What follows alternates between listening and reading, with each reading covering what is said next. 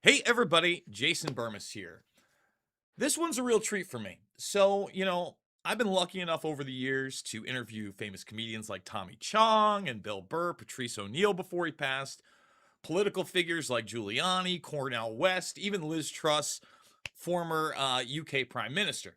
But for me, this is probably going to be one of the most fun ones out there because Rob Ager is probably one of the most respected people in my mind that does research, especially in the arena of cinema. Now, when I say that, people always ask me, Burmis, what do you watch? What political pundits do you watch? I really don't watch a lot of that stuff outside of the mainstream media and maybe what's in the social media zeitgeist. I like to hear from people that do real research, and this guy is that person, Rob Ager. Now, Rob, I want people to know about your website first, collativelearning.com. And of course, I forgot to not frame the Epstein files there, but we're going to get to that too. And then, of Mhm. course, you've got the two YouTube channels as well. And I originally found you on YouTube, man, really back in the day. I would say it's probably 2009, 2010 with your Meaning of the Monolith video. And Kubrick, for me, growing up as a kid, I was constantly in video stores. Two of my friends owned mom and pop video shops. So by the time I was like a teenager, I'd already seen A Clockwork Orange and 2001: A Space Odyssey. And I'll be honest, like the first go around, especially as a young man with most Kubrick films outside of maybe Full Metal Jacket, there's a deep discomfort, really not getting not only a lot of the symbolism, but maybe even a lot of the main plot lines. I'm not saying it's Lynchian or anything like that, but a lot of those movies are close. And even, I was probably in college, in 99 when Eyes Wide Shut. I didn't love that movie, but it came around to me. So, my first question for you, and I know I've rambled for a bit here, is how did you start collative learning in the first place and kind of make this leap into an arena that wasn't really there? Outside of like the Siskel and Eberts of the world and what was on television, you certainly didn't see the type of in depth film analysis you were doing. And when did you make that decision? Well, I was making films myself, writing and directing, and doing a fairly sloppy job of it, or maybe just an average job of it. But I'd spent a lot of time over the years studying psychology and hypnosis. I'd learned how to do hypnotic trance inductions. I was learning how to do therapy and counseling because I'd worked in mental health and all that kind of stuff for years. So I'd worked with literally thousands of like mental health patients, homeless, abused young people, all that kind of stuff, you know. So I had a lot of experience with all that kind of stuff. And something that really had a big effect that made me get into doing the film analysis stuff from that was that I was learning a lot about how to read human communication, nonverbal communication, because if you're doing like therapy or counseling with somebody, you have to be able to read the nonverbal signals. You'll ask a client a question, and typically they will answer it nonverbally before they speak.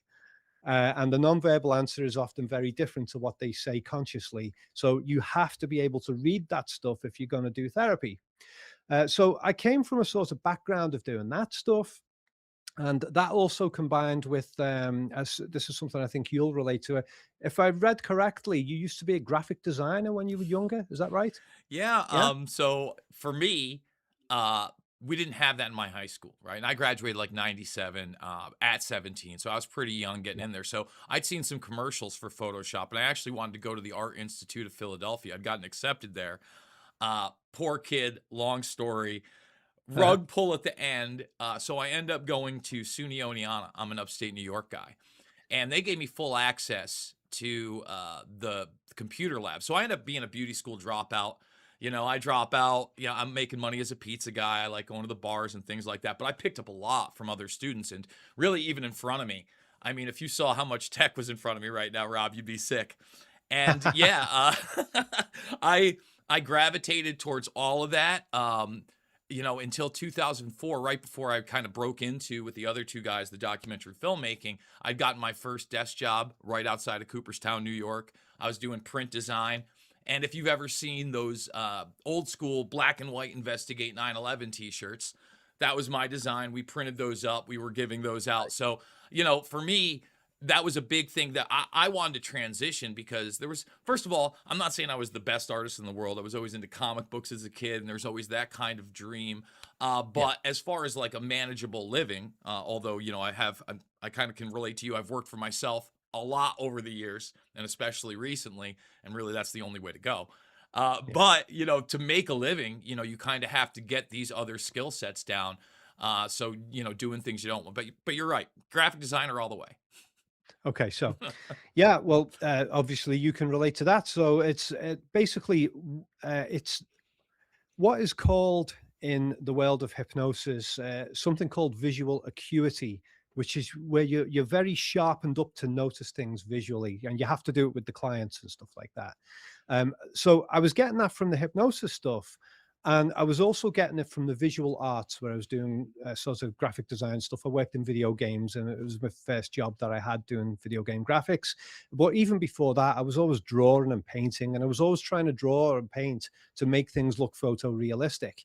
Mm. I always wasn't doing cartoons or anything. So when you're trying to make things look photorealistic, you have to put aside your conscious verbal descriptions of what the world looks like and actually draw what you're really seeing, So that combined with the hypnosis stuff, that primed me to go into the film analysis stuff and pay attention to the visual elements of film and overlook the verbal narratives that are presented by the characters, and it helps you break down the acting as well. But it was totally by accident that I was doing that stuff, and I started studying movies like Alien and The Shining and Psycho, just trying to figure out what makes these movies so incredible to watch. There's got to be something going on because these directors are doing consistently good films, amazing films, and it's not like there are any bad scenes in these movies. Every scene is so well done. What is it that they're doing specifically that sets them apart from other directors? So I'm looking at the visuals in the movies, trying to break it down, and I was hoping to just find sort of subliminal things that they might be doing that would affect the feelings of the viewer, certain camera angles and certain lighting and things like that. I was not looking for any kind of hidden messages in their films at all, but that's what I started to find. I was like, oh my God, in Psycho, there's foreshadowing where the windscreen wipers on the car window when she's driving to the hotel before she gets killed in the famous shower murder scene. She's talking to herself and hearing voices just like Norman Bates does. And she's looking out the window and the rain's coming down, and the window wipers are like a friggin' a knife slashing down. I was like, oh my God, they's setting us up psychologically for the shower scene. So things like that I was picking up on. And the first one in The Shining was the Native American genocide theme, starts picking up on that. And then a few different things in the movie Alien as well. And it all just snowballed from there. But I definitely sort of came to realize fairly quickly that Kubrick had gone beyond simply putting in subliminal stuff to enhance the emotional experience of the film. He was actually encoding hidden messages, and the moment that I really realized that was the discovery of the relationship between the monolith and the movie screen itself. You take the monolith, you flip it that way, and it's the movie screen. We are the apes. The film is here to intellectually improve us. When I came across that, I was like, oh my God, I can't believe what this guy has done. This is incredible. And then from there, the rest of the stuff that was in his movie started to unravel. And I was like, wow, okay. So that's where all that started. Yeah. So you mentioned the psychology aspects, and you kind of talked about foreshadowing and the visual cues.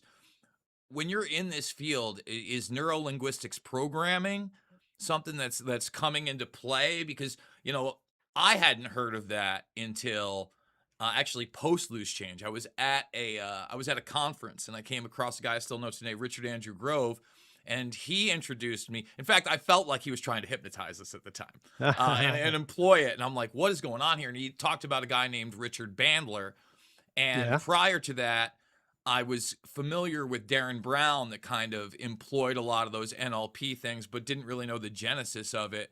So, with the idea of neurolinguistics programming, is that something that you became very familiar with while you were doing that work and then kind of use that? Yeah. Absolutely. Uh, NLP, I mean, it's a huge subject in itself that I've hardly ever talked about in my videos, but at some point I need to do a massive deep dive on the subject because this is a huge one and it's a massive contributor to my work as well. And even the term sensory acuity is used a lot by the NLPs.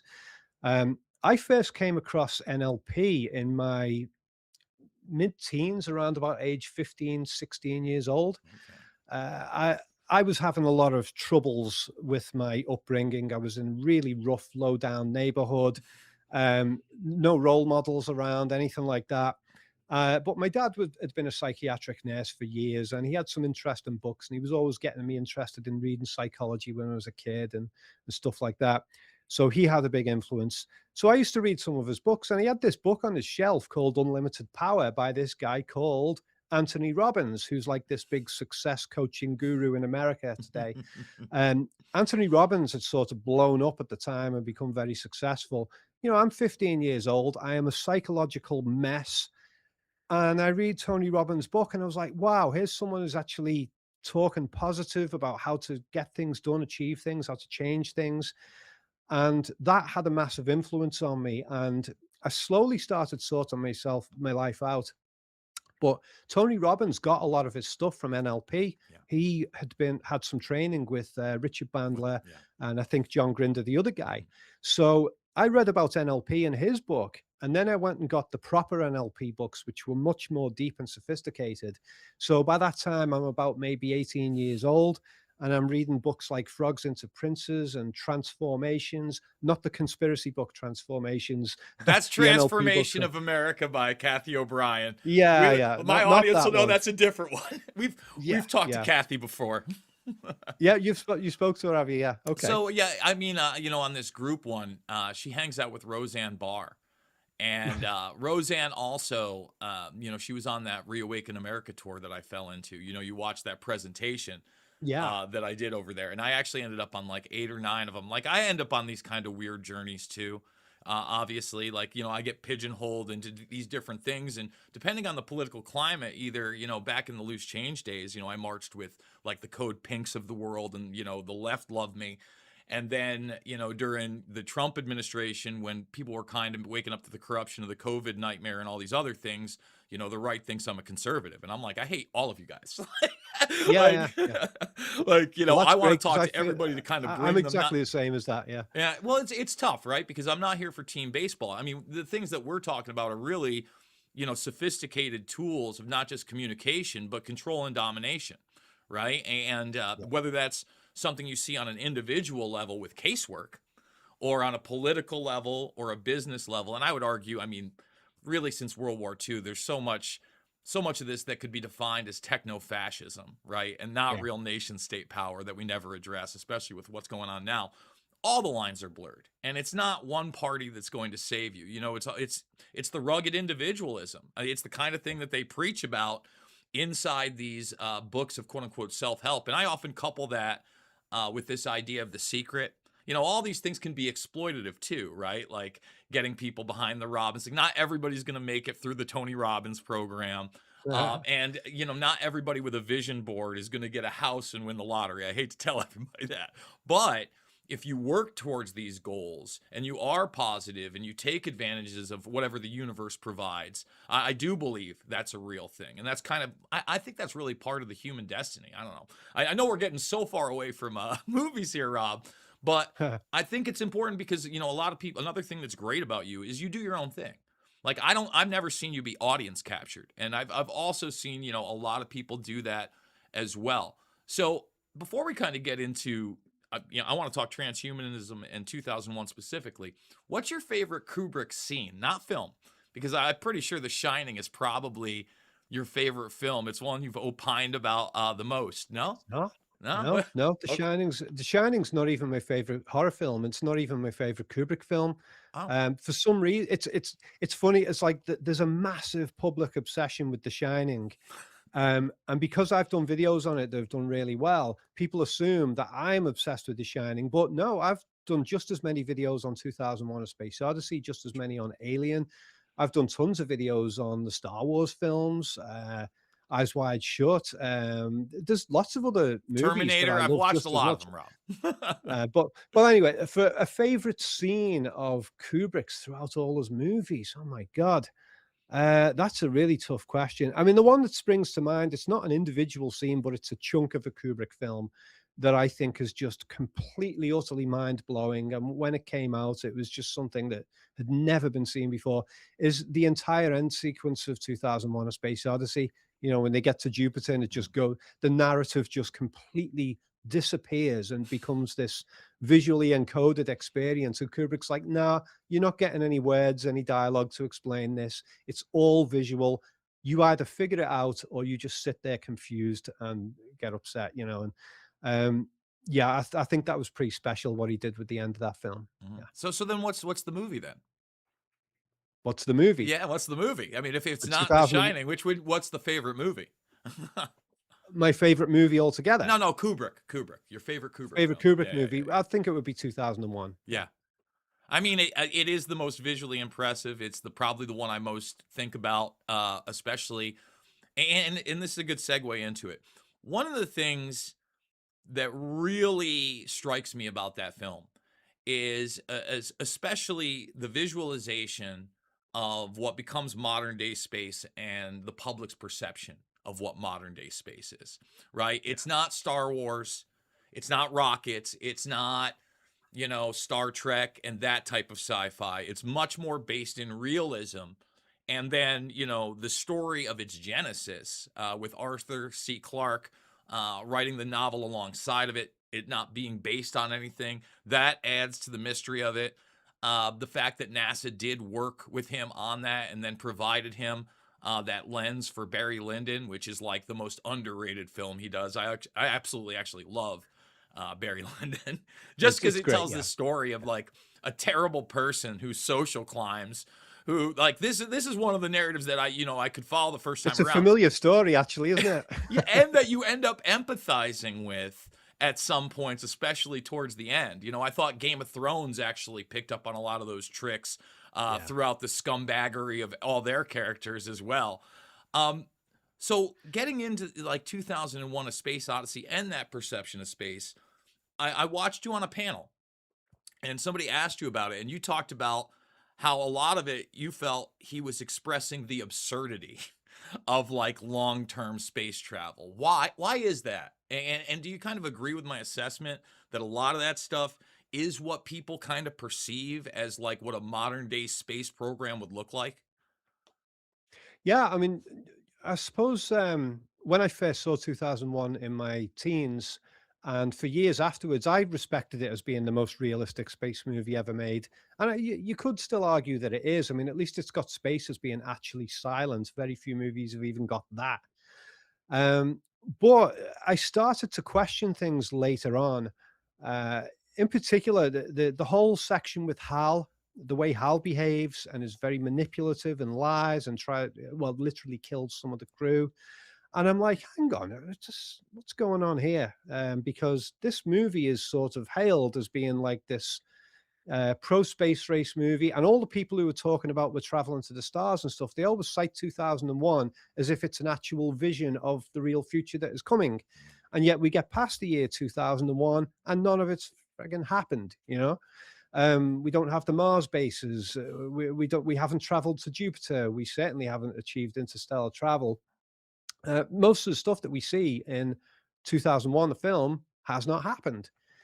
And I was thinking like, well, okay, so the film got it wrong, and yet the film is still revered as if it's like a vision of the future. What's going on here? And why did Kubrick pick an actual year for the title of the film? Why didn't he have it vaguely set at any time with no specified year so that it would always be an enigma that could not be disproven? It was almost like he set the narrative up to fail. It was inevitable that the year 2001 would be reached, and then the public would look back and go, how accurate was that movie? Not very accurate at all. So all that stuff was coming together, and then I was I was comparing the scenes where you have the spaceships at the start of the movie after the apes throw the bone in the air, and it's got nice music, beautiful music, and this is fabulous and glorious, and oh, isn't it fun going to space? And then later in the movie, they get to Jupiter and the music completely switches to terrifying, scary music. And everything looks huge and terrifying. And Jupiter is really scary because it's so big and it's got that big red eye that's 3 times the size of Earth. And I'm looking at this and I'm thinking, this isn't a vision of an amazing future in space. This film has flipped. You know, it's gone from the propaganda positive version to the oh my god, space is terrifying and hostile to us version.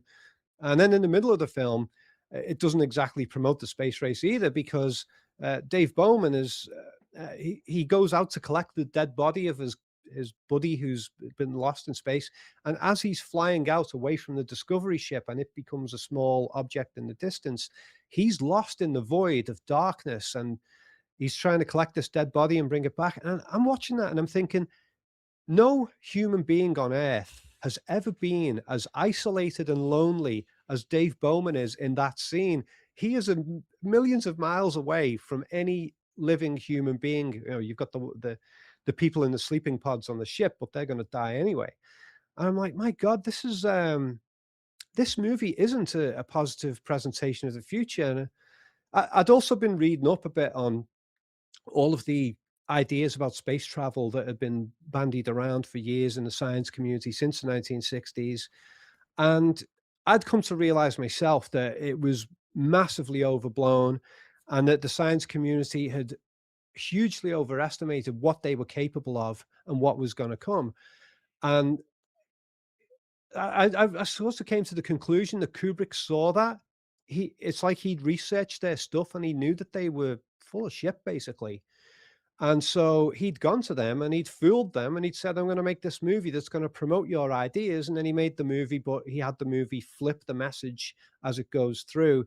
It starts off as being the propaganda piece they want, and then it gradually, that narrative falls apart and it becomes something else entirely. Part of which is the basic message that the outer space is terrifying and hostile to humans. It's not this wonderful place that we can easily explore. Yeah. And kind of agree with that.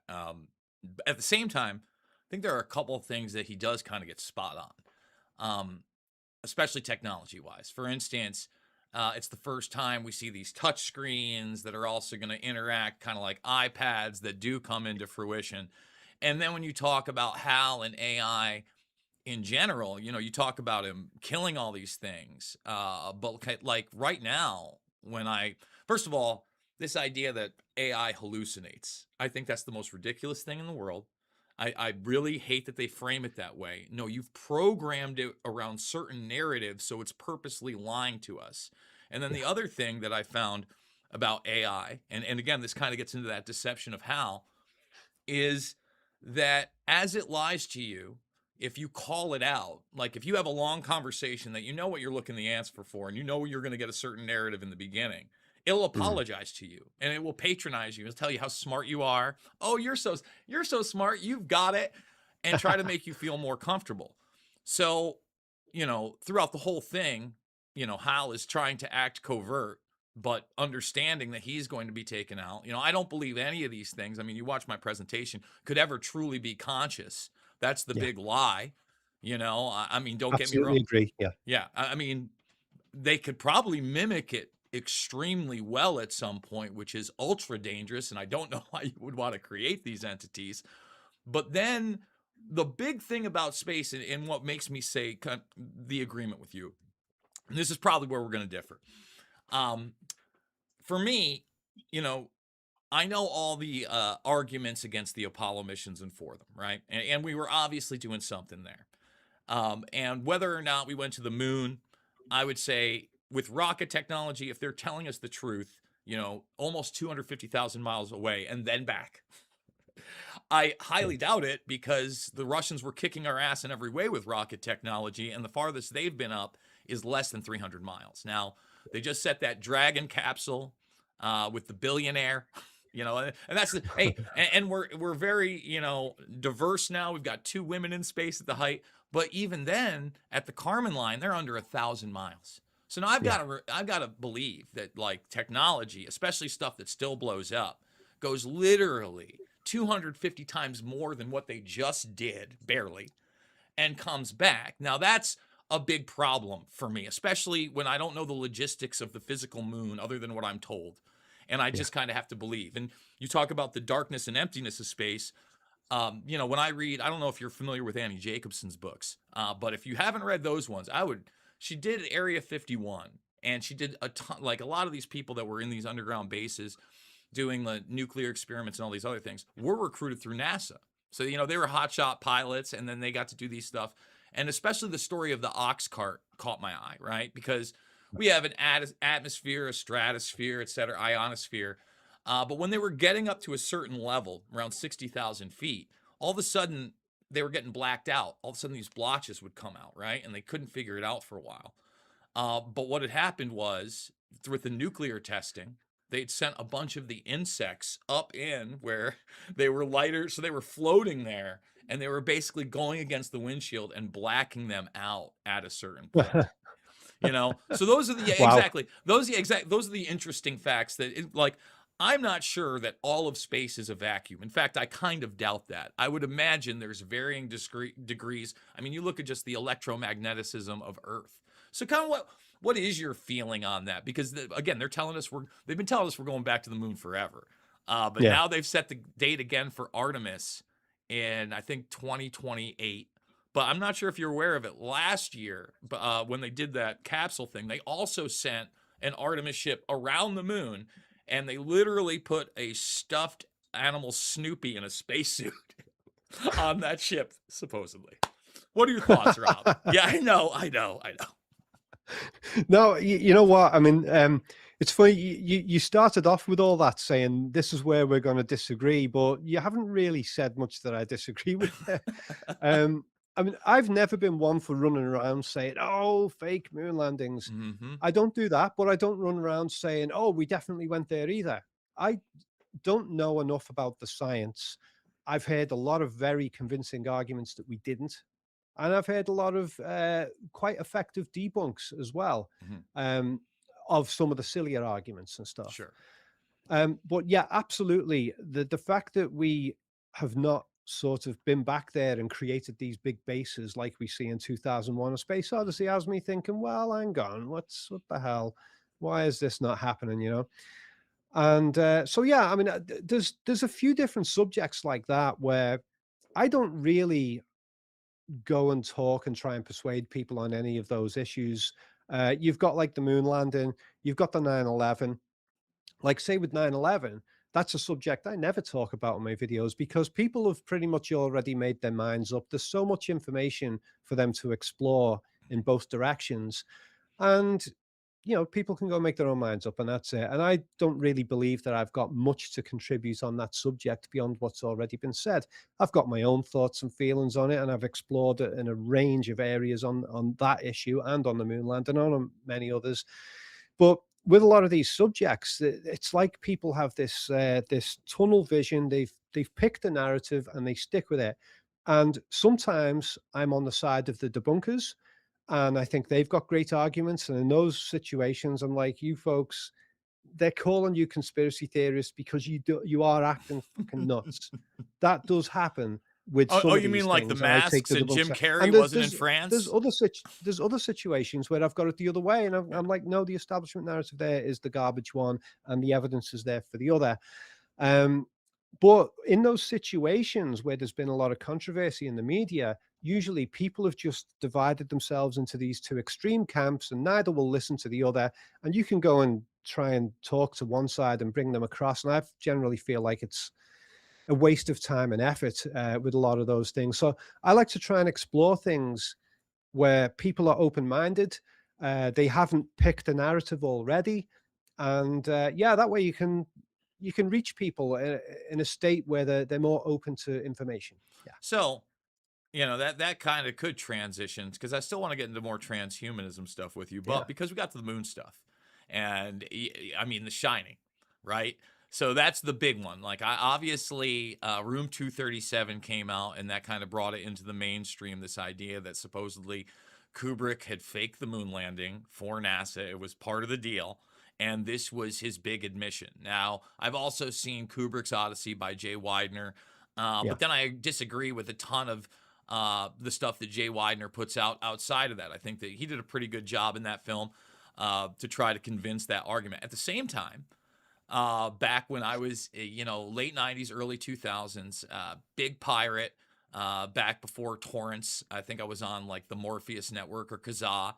And I had downloaded this, what I didn't know while I was watching it, what would be a mockumentary about Yeah. Kubrick and the moon landing. And it had, I believe it had Kissinger in it, but I know it had Donald Rumsfeld in it. Yeah. I was just going to say Donald Rumsfeld was in that one. Yeah, I've seen it. Yeah. Yeah. So I'm watching this thing, and obviously I don't know it's scripted, and I'm like, how is Rumsfeld? Because I'm obviously now like well aware of Rumsfeld and all these people, even kind of like pre 9/11, a little bit, Yeah. because I'd gotten into the geopolitics just slightly with the Clinton scandal and all that, and I'm like, what is going on here? And then they get to like I think they had his wife in it too. In fact, I'm sure of it. They had Vivian Kubrick in there as well. Yeah, And she was in there. Yeah. yeah, and then they show the picture of the moon, and it's got his license on, and I throw my hands up, and I'm going, "Come on, you got to be kidding!" Like, because I'd also at this point there were some archives online, and I had read like the Majestic 12 documents and what I could get on MK Ultra and all these other things. I'm like, I can go download this right now, and then within like 30 seconds, the gag reel comes in, right, and they're starting to read this thing. So I'd always goofed on the idea, and I'd never, ever, ever considered it until obviously these people are pointing it out. Obviously, in Room 237, you have the Indian genocide in there. There is a lot of stuff that screams Americana, Cold War for sure in Yeah. that film. You're one of the few people out there to talk about the child sexual abuse narrative, especially at length. What are your thoughts on that idea of this is his big confession to the moon landing? I don't know if you've ever addressed it at length or even at all. I have. I made. There's a. I think it's a half-hour video I've actually got on here on YouTube as which is a debunk of the interpretation of The Shining as a moon landing confession. I won't recite the whole video, but yeah, it's there. It's got some really good debunks in it, and the comment section is mixed. There's some people who are clinging on and calling me names and everything. There's a lot of people in there who are like, yeah, okay, I think you've debunked this. But there's really nothing in The Shining, from what I can see, that screams moon landing. Um, you've got the rocket on Danny. Danny's sweater, and that's it. There's nothing else in the film that you can actually say is a clear reference to the moon landings. But even that one is not necessarily a clear reference to the moon landings itself. Well, actually, sorry. What I mean to say is that it's not a clear reference that Kubrick faked the moon Yeah. landings. I mean, obviously, there's a callback element there to 2001: A Space Odyssey, but as you said, I'd done the video on the sexual abuse interpretation, and that's been very well received. That video, I absolutely stand by that interpretation. I believe I was the first one to put that out there, actually, and I actually interpret the rocket on the sweater as That's a being like a phallic phallic symbol. Yeah. pointing at his mouth. Hmm. It fits with all of that. Like, because I was thinking, okay, let's say if I'm Kubrick and I want to encode a confession in The Shining about the moon landings, surely I would include somewhere some shots of the moon itself outside of the Overlook Hotel, and I would include lots more references than what we actually find in the film. It's like, if this was supposed to be a confession, he didn't do a good job of encoding it because he's left very little in there that is a clear reference. So, but when you look at like the Native American themes, there's pictures of Native Americans in the hotel. There's dialogue about Native Americans. There's plenty of evidence that the decor of the hotel actually includes Indian designs. So all of that stuff is clear references to the Native Americans. So you've got that theme there, but I just don't see that level of specific inclusion of metaphors about the moon landings. I don't see it in The Shining at all. Although I will say that I do believe that Kubrick believed that the moon landings were going to be faked. I think he believed that when he was making 2001. I don't think he was hired to do it because he'd made Doctor Strangelove. I don't see why they'd trust I him to just do wanted it. to talk about that for a second. All right, good. I'm glad. I'm glad you brought it to that because for me, listen, I find it very hard to believe that somebody that was that anti-establishment would do that for any reason whatsoever, unless, the most duress of symptoms, right? He, like you said, he may have been hinting at he thought it was fake. That's a possibility. But when you talk about Doctor Strangelove, and that was I didn't watch that one till later. Certainly, I'd watched Full Metal Jacket before that, and I'd say this: those are probably my two quote unquote favorite movies that I can just watch and kind of have a good time with. I was kind of Yeah. surprised how much I enjoyed Doctor Strangelove, but like again, although there's like the duality that you've pointed out with Full Metal Jacket and the two separate distinct parts of it, it still has this one running person and military narrative. Hey, Yeah. I'm getting ingrained in the military. Now here's war. Oh, it's Pretty, great fun to watch. I mean, you can be a complete idiot and enjoy Full Metal Jacket, no problem. yeah. But exactly. And again, probably when I saw it at maybe 14, 15 years old, I don't want to say I was a total moron. I was doing all right in school, but again, not as astute as now. But when I watched, uh, you know, first of all, something that by probably I probably didn't watch it till almost 2008, 9, maybe 10. When everything is now graphically perfect and you've seen things like Saving Private Ryan, etc., and some of the graphics are maybe a little hokey. You forget all that. Peter Sellers is just magnificent in it, and the war room and the humor, and it's got so much foreshadowing of really what the military becomes in my eyes later on, and what because I remember running around as I turned 20. I went to Woodstock 99. I turned 20 there. And I'm like, this isn't Russia. This isn't communism. I'm just a moron. I think America's number one. I have no idea, what we've done, any of that stuff. None of that's unraveled to me yet. So, that movie to me, I just can't. And one of the reasons I understand they recruited him for 2001: A Space Odyssey and kind of reached out was he was able to get the inside of that bomber plane that's the main arc of the story so correctly just Yeah. from getting military magazines. Kind of the Yeah. genius of Kubrick and repositioning that. And I think that's again why when you look at 2001: A Space Odyssey, most of it just looks like Werner von Braun models that you see at the Disney things, like spot on, right? And Yeah. he gets the insides right Well, so he well. literally had the designers from NASA and the other places, from corporate media and stuff, all coming in and helping out. I mean, Mhm. there's a behind the scenes documentary on 2001, which was made not for the public. It was made to sell the movie to other corporations while it was in production. It's called A Look Behind the Future. I believe it's here on YouTube. It's fantastic. But you see the technicians, Fred Ordway and people like that from NASA and other corporations, they're all there on set helping design things. And so, yeah, that brought the realism there. Yeah. Well, I know you were probably heading in a certain direction with what you were saying there, but just wanted to add a point in there, which is that Kubrick did an incredibly smart thing in that. Okay, so he made Doctor Strangelove, and that really annoyed the military, of course. It's bound to. And but at the same time, he impressed people with his increasing narrative skills, his increasing technical efficiency, and as you say about getting the technicalities of the plane and cockpit interiors just right, just from checking in magazines. So all of that and stuff, I think like the overall corporate establishment at the time looked at Kubrick and went, "My God, this guy is super skilled." But at the same time, he's upset us with this Doctor Strangelove movie. Oh, what to make of this guy? Because you know, Strangelove was highly appreciated, and there was people in the establishment who appreciated it as well, because there was people who were trying to fight against this Cold War narrative, and they were praising Kubrick for having done what some of them said was the biggest step forward in breaking the hypnotic hold that the Cold War had on the people. Dr. Strangelove had a massive effect in breaking that stranglehold. So there were parts of the establishment that appreciated it, and they don't want to get blown up in a nuclear war. So you know, it's not like all the establishment just wanted war with Russia. So he had friends and enemies in the establishment, and then in order to sell the 2001: A Space Odyssey to those people, you know, he did the genius move of approaching Arthur C. Clarke, getting him involved.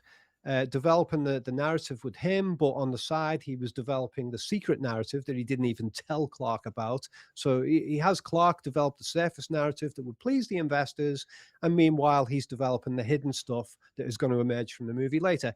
And so he gets Clark to go to America and go and speak with all these corporations, and they all loved Arthur C. Clarke anyway. So that's how he sold it to them, and it was a brilliant move. I don't think I've ever heard of any other filmmaker doing that in history. But you know, the establishment over there, all the corporations, they might have thought, well, okay, he did Doctor Strangelove. Maybe he was just being a bit of a rebel and he's got it off his chest and now he's calmed down. But he's teamed up with Arthur C. Clarke and we know we like him. So maybe Kubrick's one of us now. I think that was the trick that he played on them. Yeah. So, speaking to that, you know, you look at a guy like Arthur C. Clarke, you know, some of the themes, like you talk about later on when he does The Shining, you have this sexual abuse of children.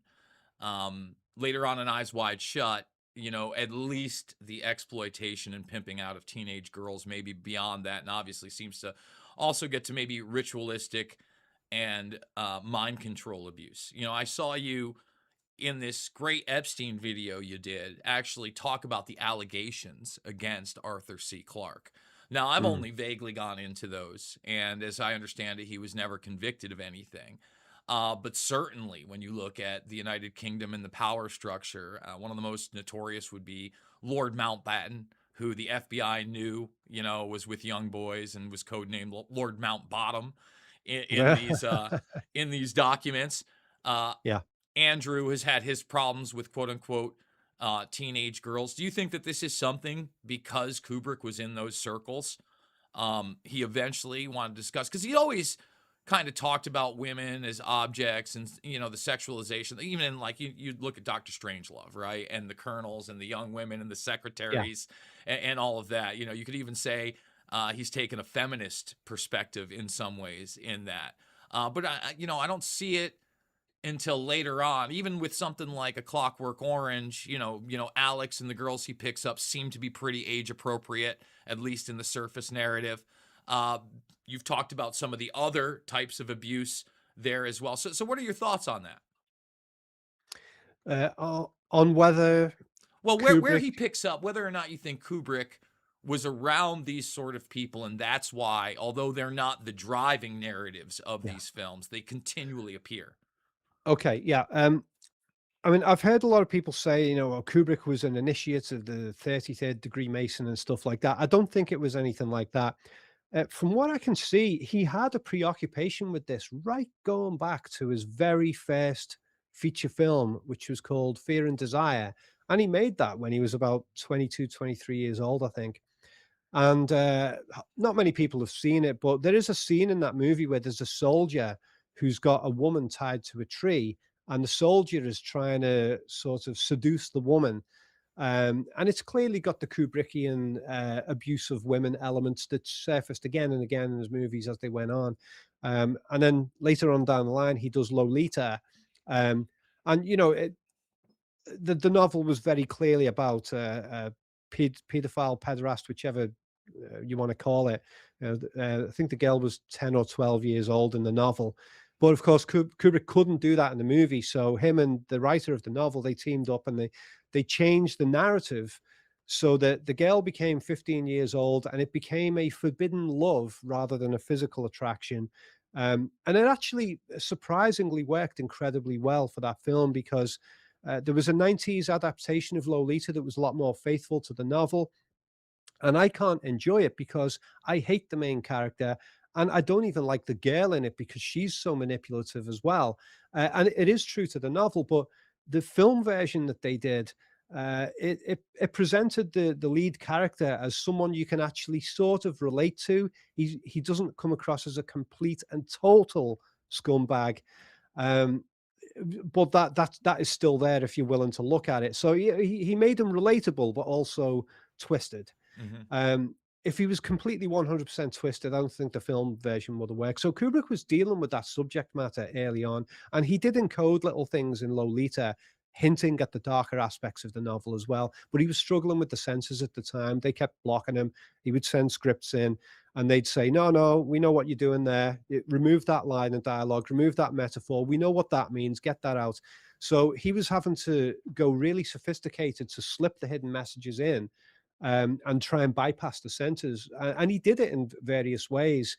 Um, like the lead character Humbert, he's playing chess with the mother of the girl he's trying to get into bed, and there's all these little things going on with the chessboard. Like there's the stroking of the bishop with the fingers, and um, she says to him, "You're trying to take my queen," and he says, "That is my intention." And the queen is the daughter, of course. So there's things like that. Messages he was slipping in. So Kubrick was onto all of this stuff about pedophilia way back then. In the 1960s. Um, why he became preoccupied with that so early on in his career, I'm not sure. I think it was the Lolita novel that really smacked him and made him realize what the psychology of those people is. Um, and there's also an element in both the novel and film of Lolita to do with Hollywood. It's the other paedophile character in the film is a guy called Claire Quilty, and he's a Hollywood playwright, and he's connected with all these actors, and he has all these parties and stuff, and that's very Eyes Wide Shut. Um, and Kubrick, as he sort of became successful with his first handful of movies, he moved away from Hollywood. If you read his biographies, he was mixing with the establishment quite a bit in Hollywood. And I think he got to see firsthand the sexual egos that were going on, and the people in Hollywood who just wanted to bang every girl they could come across and all that kind of stuff. So I think he became aware of all of that through Hollywood itself, through direct experience, and through the novel of Lolita, teaching him the psychology of it all. And I think that stuff stuck with him for his career. Yeah. So let's talk about another subject that you've also done outside of Kubrick, and that's transhumanism, right? Mhm. I mean, a ton of the films you've talked about, whether it's Terminator or you've mentioned Aliens, especially Prometheus, right? And for me, when you look at transhumanism, obviously there's a wide array of what that could mean, right? And technology to me, it still is that hammer, can build a house, bash a head in, has the duality to it. But at the end of the day, there are these two major sects. There are the people that want to somehow biologically live forever. And then on the other end of this, I feel like they want to trick people into thinking you can somehow upload your consciousness into some kind of a machine or bio machine, etc., and live forever. When that's not, I'm sorry, they can't even tell you what consciousness is, folks. It's the most ludicrous thing in the world.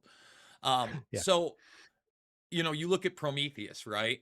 And from the story of, the tree of life on the fountain of youth, people have wanted to live forever, right? And with, the I forget what the company is, Wayland Corp. Wayland Yeah. Corp's head. I mean, that's the whole thing, right? He's an old man. It's almost over. He's hoping that he can make contact with these beings and somehow become immortal, right? Yeah. So first of all, what do you think are some of the most compelling transhumanist themes you've seen in films? And then what is your viewpoint on transhumanism and those that are kind of in control of promoting it right now? Because we've seen it. I think, I mean, you've done a ton on Star Wars. And damn it, Rob, I mean, I was that little guy. I must have watched Empire Strikes Back on video 3 dozen times. The Luke, you don't think twice about Luke getting his arm back, right? Like you're like, Mhm. yes, that's exactly great. Or you're not really realizing, even at the end of Jedi, this kind of transformation that Vader's made from, I'm more machine than man now. I feel like Lucas had a lot of warnings in there, but at the same time, how cool is something in your eye that's like a camera and all these other things. So you've really been talking about films that have dealt with this issue for a long time. What do you think the themes are in Hollywood? Obviously, they're varied, that you've covered that are most compelling. And then what's your viewpoint on transhumanism altogether? Okay. Um, Compelling arguments for transhumanism, I am struggling to think of any. I don't find hardly any of it convincing. Uh, there's plenty I could say against it, though. Transhumanism is effectively a cult these days. It's a cult that combines uh, academics and rich people who, as you said, they want immortality. They want the same thing that religion used to promise to people, but still does promise it. But a lot of people don't buy that idea from religion these days. But a lot of people who wholesale reject religion really reject it severely. They embrace this transhumanism, AI, all that kind of stuff, and I think they're just doing that because it offers them what religion doesn't. They no longer find religion believable, but this one they're like, oh, this I can buy into. So I think it's a religious motive, and it's cult like in that respect. Um, Something I'm really getting onto this last like 6 to 12 months, and I've made one or two videos about this, just short ones, I think, is this whole notion of hard determinism, where the idea that humans are just choiceless robots, and everything that we say, think, and do was all decided by the Big Bang, and therefore you're already a robot. Now, to me, that is a propaganda lie that is designed to convince people that you're not human in the first place. So that way we can turn you into a robot because you're already a robot, you know? I think that's the kind of logic that's going on there. Can I just Um, interrupt, because I think Go there's on. Yeah. also two other things that kind of go into this, and they're almost, I mean, they're mirror images of each other, in my opinion. So they have this multiverse theory that's now Yeah. becoming more and more mainline science, right? And this idea that there's infinite realities. And for me, I don't believe that. I think that this is it. You got one shot at the title. That there are no other realities. But when in doing so, it it demoralizes you, because this idea that, I could be the poorest of the poor, the richest of the rich, the best of the best, or the worst of the worst. You don't really make your decisions. You're basically those zeros and ones. And Yeah. that brings you into this promise of a quote unquote metaverse, which is a multiverse, because you Yeah. can do anything and you can be anything and you can live any reality. And it's this kind of seductive tool that at the end of the day takes away your entire humanity, and is one. I mean, again, you've dealt with the mentally ill. We Mm. all have our issues with self and who we are and the struggles of life, right? Yeah. But this idea that there are no biological realities or restrictions that you might have to work past to do certain things is utter nonsense. And yet Yeah. that's the sale continually with these themes, in my opinion. Absolutely. Yeah. I mean, there's a huge flaw in human nature. I think it's the biggest flaw in human nature is our tendency towards denial. Uh, when the evidence points in a certain direction and we are like, no, no, I don't accept that because it's too painful. It's not what I want. So I'm going to pretend that a different reality exists despite the evidence. That is the biggest flaw in human nature. We do it as individuals. Pretty much everyone does it. I know there's been times in my life when I've done it, and there might be still some subjects I'm doing it, and we do it collectively as well in a lot of ways. Uh, and so again, that goes back to the religion thing. When they're promising this alternate reality, this digital reality where you can be anything, can do anything, that's just like heaven. Religion promised heaven. You go to heaven and everything's perfect. It's the same thing over there. Uh, yeah, it's a funny one. It's like a lot of people are really unhappy in the world because I am just this physical being and it's got limitations, and they don't want to accept those limitations. And we see this with children where it's like they run around as superhero costumes, and they're drawn towards narratives where people have superpowers. When I was a kid, kids watch superhero movies. And then later on down the line, it's like, oh, now superhero movies for adults. To me, that all ties in with it as well. And realistic heroes actually doing things that are physically and psychologically possible, that has been disappearing from media, from movies, and all that kind of stuff. And everything's all become about superpowers. And to some extent, I would say that is deliberate, but to another extent, it's just something that's just naturally come about because that's the way we humans are. Well, let I me mean, you say can let go me back. say something about that, Sorry. because do you think it's kind of, because you just mentioned two aspects of it, but I would also argue that we've celebrated gangsterism as well. At that same Mm. time, that we stopped looking like, at watching like the Tucker movies in the 90s, where he tried to take on the man and give everybody the car for 50 years, true story, Mm. or at least based on it, to things that you've covered, like Scarface and this idea of Tony Montana. I mean, I can't tell you how many Scarface posters I saw up at college. And what was the biggest show during college? It was The Sopranos, right? Yeah. And you had this new kind of hero in Tony Soprano. Now, I'm not against art, and I'm not saying, but I'm certainly saying that those narratives have shifted where people kind of gravitate towards that. In fact, it's cool to be called gangster, and it has been for Yeah. a very, very long time at this point, since probably the 90s and the advent of hip hop into popular culture, where that is actually a positive moniker and almost the inversion of what we thought. Absolutely, yeah, totally agree. I mean, that pretty much ties in with where I was headed with what I was previously saying. Anyway, is that this kind of pathology has existed for a long time, where we're drawn towards villains. We're often drawn more towards villains in movies than we are towards the heroes. And the whole superpowers thing that goes right back to James Bond. James Bond is a superhero. The psychological powers that he's got, and he has no fear. And any situation he's in, he can always come up with a genius plan of escape. He is basically a superhero. So that's always gone on.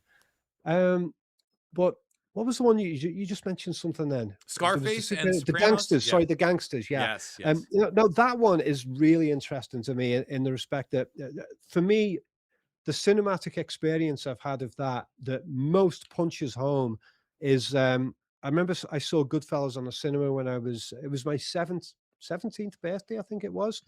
Mhm. Best birthday present ever. Went to cinema, watched Goodfellas, blown away. Me and my dad were just in awe of the whole movie.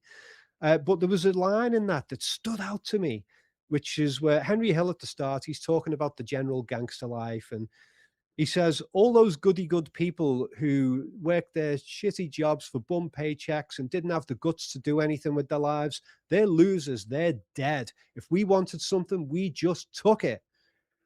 And I'm like, that is not a complete lie. There is some truth to that, you know? Mhm. Um, and so you can kind of understand. I mean, we live in a society. We get a lot of great things out of society, but we also get oppressed in a lot of ways. And sometimes we have to go against the system. Sometimes we have to even break the laws in order to rebel and defend ourselves against what's going on. I mean, not in the way that they do in Goodfellas, but, Well, listen, but man. Again, yeah, you look again at what we just lived through, like literally 5 or 6 years ago, yeah, and I yeah, had to move. I yeah, lived. We had to get out of New York State. I mean, there unjust laws should never be followed. Number one, especially that. But everybody breaks the law in some respect. You're speeding, oh yeah, you're jaywalking. Um, you know, I guess, I don't want to take it to the do as thou wilt mentality, because I think that, there should be a moral dogma oh amongst yeah, human beings. And that's why they ultimately, not only this promise of, uh, you know, life after death, but, moral structure that you want for your community, your family, your neighborhood, et cetera, yeah, is kind of embedded in these religions as well. But again, we're now talking about people that it's not just taking what you want, it's taking other stuff yeah, and by force. But at the same time, you look at, let's use Trump as an example. And I was a reluctant Trump voter 3 times. And I warned people, you know, in 15 when he was running. I said, just so everybody understands, number one, the guy is a womanizer. I don't think that he wasn't, and a misogynist. He wasn't banging Stormy Daniels. I'm not under illusions. He cheated on all his wives. I remember all these things growing up. He ran beauty pageants. He was Epstein's friend. I was one of those first people that was even acknowledging the relationship before the crazy dancing video had gone out. I'm like, you guys got to come to grips with reality. He had rode on Trump's plane, et cetera, et cetera. So misogynist. Then he's an actor, right? Even before he had reality shows, dude was on WWE wrestling all the time, or WWF yeah, when I was a kid. I mean, he was everywhere. He's on Oprah, yeah, always selling himself, always selling stuff. And I said, three, he was a gangster. I go, if you believe that they let him build casinos in Atlantic City and all that property in New York without the help of organized crime, you're an idiot. You're a moron. You don't understand how things actually work. They literally work hand in hand with all of those. Yeah. And that's and I go, he's still better than the other girl or the other lady. Still better. Sorry, I just hate to say it, but that's the reality. And most people aren't, even though none of what I said should really be controversial, right? Everything I just said is in the public record. It's out Yeah, yeah. there. I'll get shouted down. He's. I think TDS goes both ways, right? You got the Yeah. one end that think that he's, literally the second coming of Jesus Christmas, and then the other end where everything is literally at the right hand of Lucifer, Yeah, and yeah. everything's evil, and that's just not the way the world works, or this guy. Yeah. Do you think people gravitate towards movies because they do kind of they try to deviate that, right? They too try to make it simplistic narratives in many senses, where those different deviations are much more apparent than in real life. And then that essentially gets into real life where people have to play team baseball. Like it's just like this psychotic tick where they can't just go, all right, I like what you did there, not great there, I don't worship you, or worship this or that. I mean, I loved the Yankees for a time, but they were the worst team in baseball when I was growing up. It was, I mean, literally the 80s were a terrible time for them. And when they started winning in the 90s, great. I've kind of outgrown baseball, but I see that type of team. I mean, you're in Europe, man. Like the soccer thing is out of control there. Like it's a religion, right? So I It know I is, said yeah. a jumble there, but where is that lineation in films? And is it simplified to kind of control people in some way, or at least tell these stories? Well, the propaganda side of things is, I heard a lot of people say, "Oh, this newspaper headline is propaganda, or this movie is propaganda." And it's like I don't think things can just be put in that one single box. There are propagandistic elements to most media, even stuff that I put out, even stuff that you put out. We might not be aware of how we're doing it, but we have our own biases, and some people would be able to see those biases that we ourselves can't see. So I accept that there is probably some propagandistic element to my own work. I try consciously for that not to be the case. Mhm. I think that's everywhere. Um, and I don't think that there's very much media that fits only as propaganda, or this one is absolutely zero propaganda. I view a mixture in everything.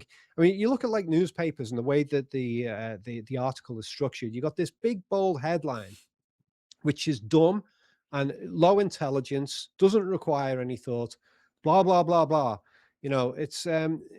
It's like a lyric from a song or something. It's so oversimplistic.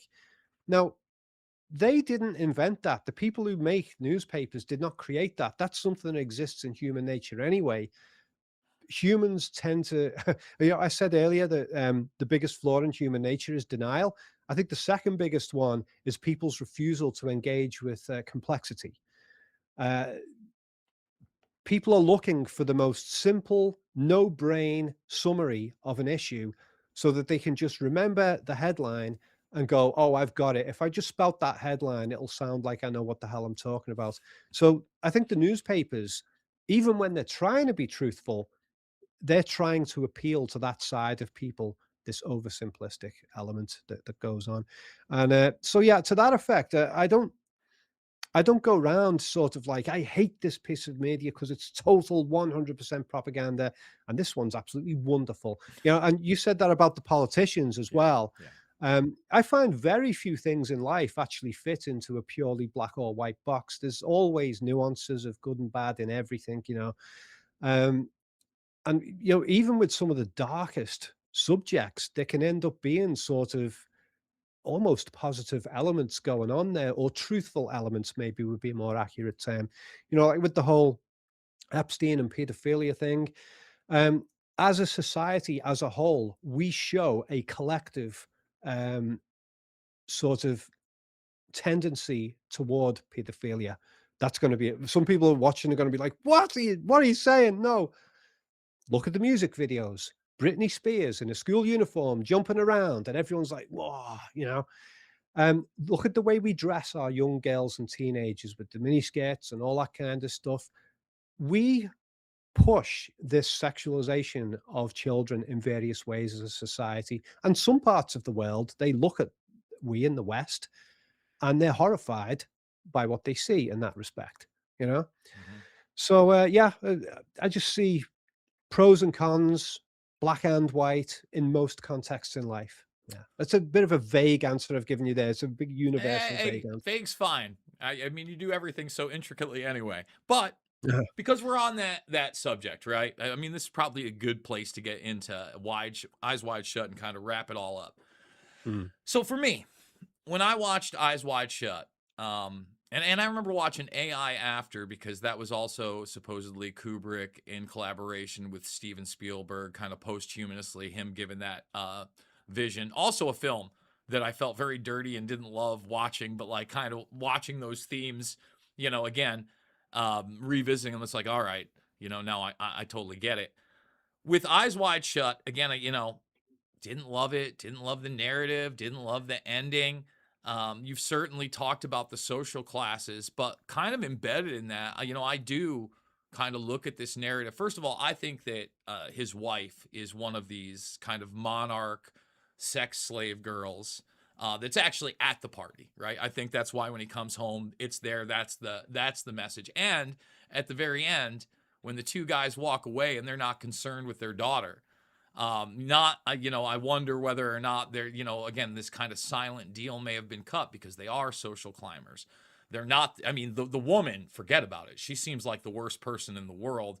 There is kind of this moral struggle tale of Bill, who's like consciously kind of wants to get laid, but then every circumstance it's just not there, from the young girl trying to be sold by the shopkeeper who ends up selling him to the Japanese businessmen, to the Yeah. prostitute that takes him up.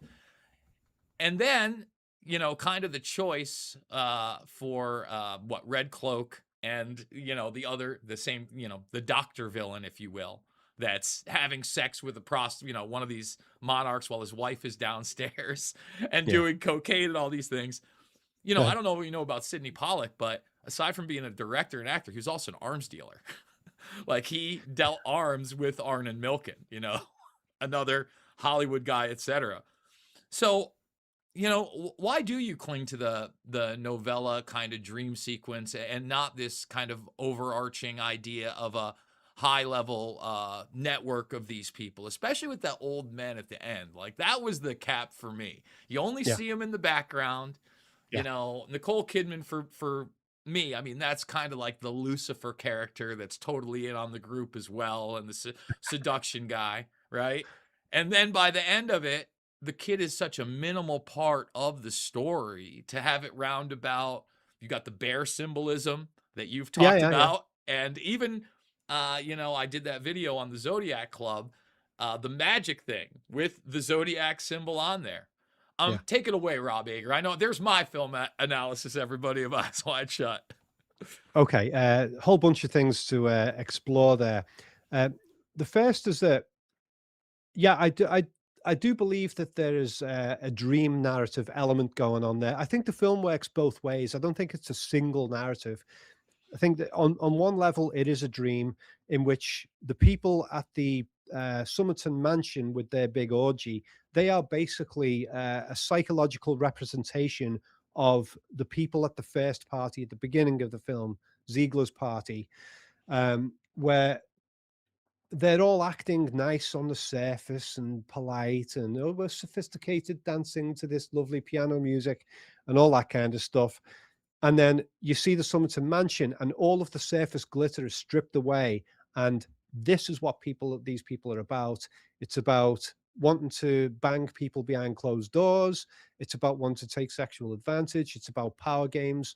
Who's got higher status than who? It's about everybody in the room doing only what they are permitted to do by the leaders. That was already there in the early party in the film, but it was masked, you know. Mhm. And then later on, you see the people are being artificial. You can't see the faces. They're all wearing masks because they're all being fake, So that's the I view it on one level like that. At the same time, I do believe that Kubrick was trying to expose real elite societies. Yeah. Um, I don't think that the society that we see in the film is actually a real one. I think of it as a hybrid society. Kubrick was exploring these kinds of issues all over the place. I've been to the Kubrick archives and I've looked at his research materials on Eyes Wide Shut. He was researching occult societies and stuff, but he wasn't just researching a single one. So, from what I can see, the society that we see in the film is a hybrid society that combines elements of Freemasonry. It even includes elements of Christianity in there as well. It includes the witchcraft cults who were obsessed with yoga back in the 1930s and stuff like that. So you get sort of yoga elements built into that whole scene. There's loads of different historical references and different secret societies. They're all blended together in that sequence. And he's not saying there's just one. He's saying there's tons of these. And this is the core pathology behind all of them. That's the way I view it. Mhm. Regarding the ending with the little girl, I think that is specifically about Kubrick's own daughter having ran off with Scientology, because she did during the production of Eyes Wide Shut. Christian Kubrick has come out and talked about this in some newspaper interviews. And the daughter, Vivian, yeah, she was a redhead, and the daughter in the film is a redhead. And she goes off with these two guys who, as you said, are almost like handlers of some kind. Mhm. Well, that's what they have in Scientology. I mean, Christian Kubrick even said that after Stanley died, Vivian, the daughter who went off with Scientology, she came to her dad's funeral, but she had Scientology handlers with her who wouldn't let her talk to her family. Yeah. Mhm. So I think that ending was Kubrick being pretty upset towards the end of making Eyes Wide Shut. He'd lost his daughter to Scientology, and I think he put it in the film about that, my daughter being taken away by the Scientology cult. Yeah, Mhm. that's what I don't think that was like Project Monarch or anything like that. However, I do want to mention some stuff about this Project Monarch and Artichoke and all those things as I'm well. glad. That's exactly where I wanted to go with it next. Good, good, good. Because I got some things to say about Sure. that, and some people won't be happy with me saying this, but I don't think that those programs, those attempts to program people, really work that well at all. I did hypnosis for years. I studied it. Um, I've been studying psychology and conditioning and stuff like that throughout a lot of my life. And you cannot program a person. It can't be done. You can influence a person, you can condition them, you can manipulate them, but you can't program them, because with a computer, you install a program and then the program just stays there forever. It never changes unless somebody comes and alters the program from outside. You can't do that to a person, because if you really intensely condition someone to have a certain type of behavior or response, and then you walk away and you say, "Oh, I programmed them. Great, that's done." You walk away, it starts to fade away. The programming fades away over time. It can be quickly, it can be slowly, but people have a tendency to break programs. People have a tendency to say, you know what, I don't want to do that anymore. I think I'll do this, you know, and that works across the board. And this goes back to the transhumanist thing. One of the biggest fantasies from transhumanism is the desire to program people and have it stick and make it absolutely reliable, so the person can never break out of the program, to make people into robots. But we humans, we keep defying them by breaking the programs. So we get all of these massive propaganda pushes and things like that go on in the media, and they tend to work for a little while. A lot of them fail flat out from the beginning because people are smarter than those propagandists think they are. Um, but a lot of these big propaganda programs, they fall apart very quickly over time. Um, People just start to question things, and so that's the general thing. Is I don't think that those um, tests and stuff that were done by the CIA and stuff way back in the 50s and 60s and so on, I don't think they got great results. I don't think they successfully managed to create systems where you can absolutely reliably program people. I think it's too risky. There is a form of, I guess you could call it programming. that I think works far better, and that's bribery. And our whole system is based on that. If you want somebody to do something, you pay them enough money to do it, and a lot of people will just go, "I'm in, I'll do it." And you don't have to fight against them not wanting to do it because I want the money, you know. Mhm. And that's what happens. You want someone assassinated. If you give a big enough payment, somebody will step forward and go, "Oh, I'm up for that. I will do it." You know.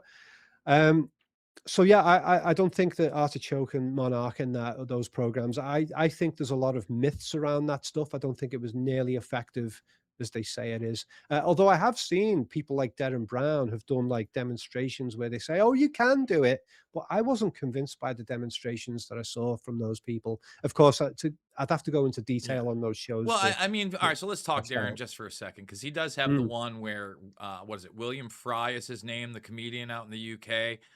yeah, Gets assassinated after the trigger of the woman in the red dress to try to remake the supposed Robert F. Kennedy Sirhan operation. I'm not sure if you've seen that one, I but don't know if I saw that specific one. it's Yeah, online, and if you haven't, you should watch it, because basically he yeah, takes from a very large pool of people from the very beginning, like over yeah, 100 people, and progressively makes these um, things that he's doing them more difficult. Like, for instance, putting their body in ice cold water and not feeling it and being there for a while.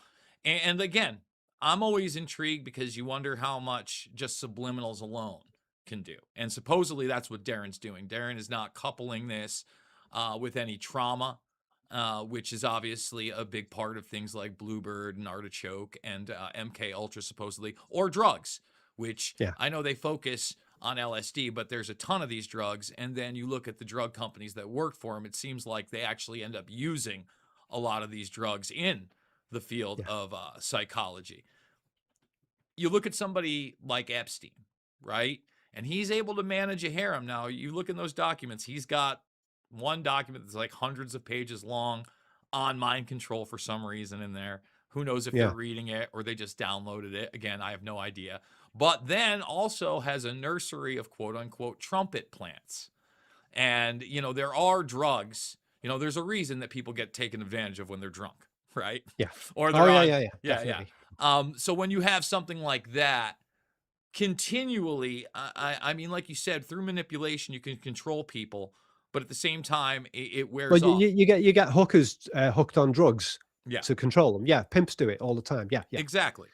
yeah. Um, do you think that there's the possibility that they have that type of relationship? Maybe not with assassins, but certain people for things. I mean, you look at, for instance, a part of MK Ultra, Midnight Climax, right, where Mm, they have the double mirrors, they have the Johns. I would be very doubtful that the girls they were using, especially during that time period, were all 18 plus, like they were carding mm. them. Those girls are probably controlled by drugs, but at the same time, they're probably also experimenting with truth serum with the Johns to try to see what they'll tell these girls outside of just small talk, etc. Do you think Yeah. that's the extent of where it goes, or is there the possibility of something more like you talked about James Bond, but the modern day version of that would be the Bourne films, and they Mm, lean heavily in that kind of mind control soldier direction, but they've all got to be on like a certain pill to yeah, continually maintain that type of programming, etc. yeah.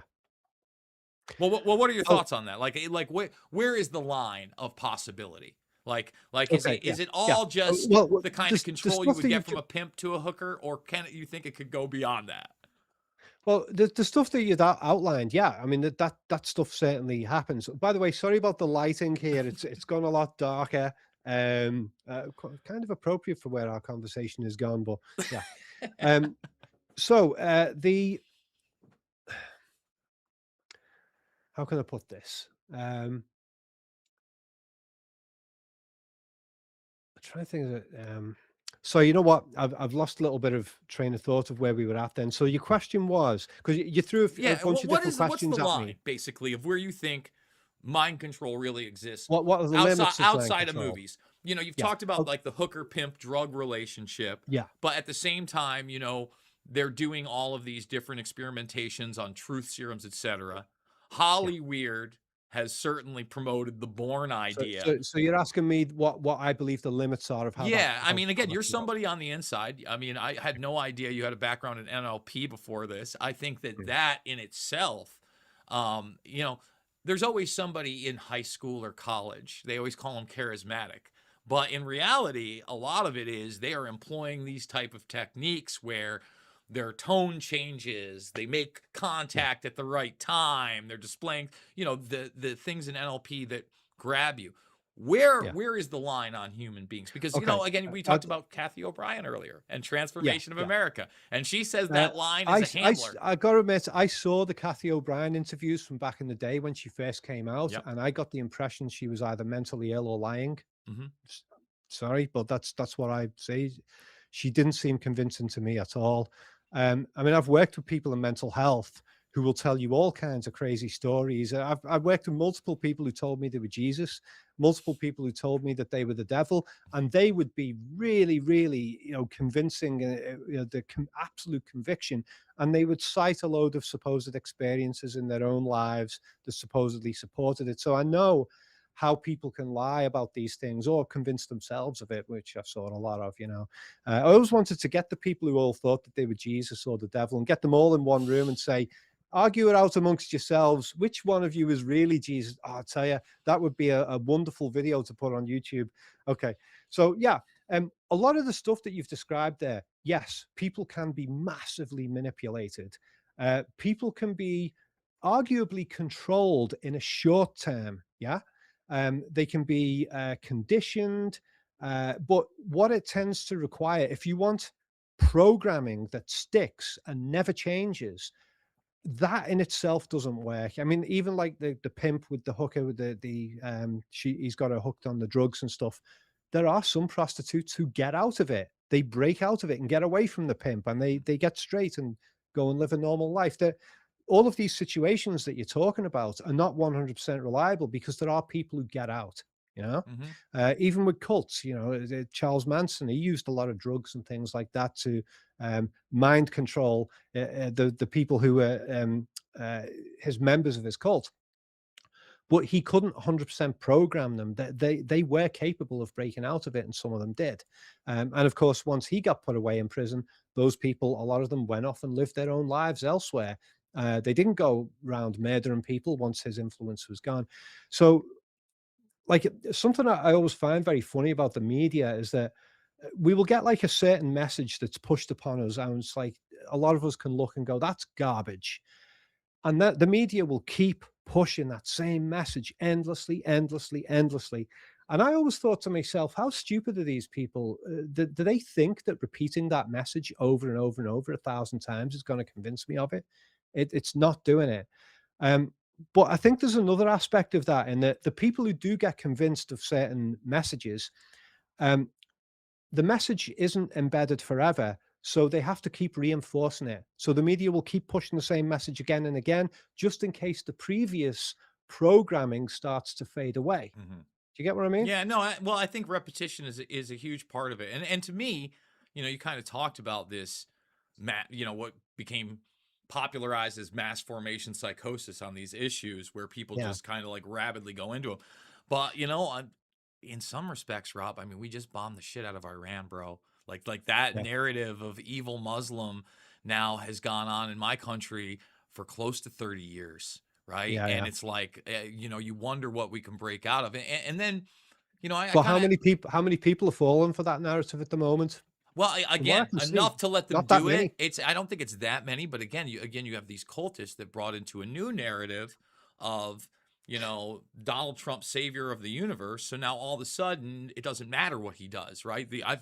I've been around these people. It's very disconcerting, and again, it goes into this team baseball identity. I guess the other question I'd ask you about, we kind of talked about So before you programming. move Yeah, on to the next question, can you yeah, hold that question a moment? yes, I yes. don't know if you need to write it down. No, no, There's something I I wanted to got say. what I want to ask you. Don't worry. There's something really important I want to say on this stuff that relates to what you were just talking about. Uh-huh. Again, this is something else I've wanted to do a video on for years and never gotten around to it. And that is, there's this what I call parental authority dependency syndrome.